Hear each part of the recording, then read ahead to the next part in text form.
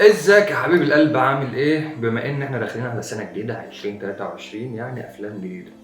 يعني ترشيحات الاوسكار هتبدأ في شهر مارس، وبما ان احنا في شهر يناير خلينا بقى نفكرك بأكتر الممثلين اللي ترشحوا للاوسكار على مر التاريخ. Thanks so much. Welcome to the Oscars.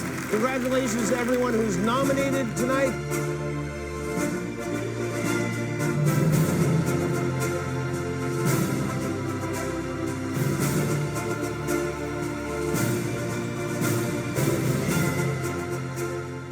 المركز الخامس كأكتر الممثلين اللي ترشحوا للأوسكار في التاريخ هم 3 ممثلين: مارلون براندو وجاك ليمون والباتشينو. ترشحوا للأوسكار كل واحد 8 مرات. مارلون براندو وجاك ليمون الاثنين حصلوا على الأوسكار كل واحد مرتين، بينما الباتشينو حصل عليها مرة واحدة بس عن فيلم سنت فونا.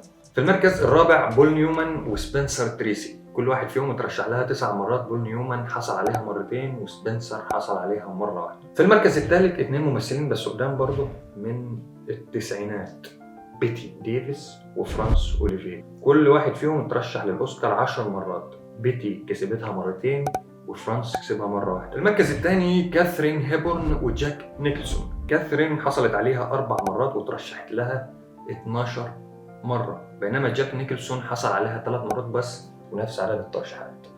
وبتعد كاثرين أكتر الممثلات اللي حصلت على الأوسكار في التاريخ، وعمرها ما حضرت الحفلة ولا مرة. في المركز الأول ذا وان أند ذا أونلي ميريل ستريب، ترشحت للأوسكار 21 مرة، كسبتها بس 3 مرات. Oh no. Oh, come on, why? Her. Again.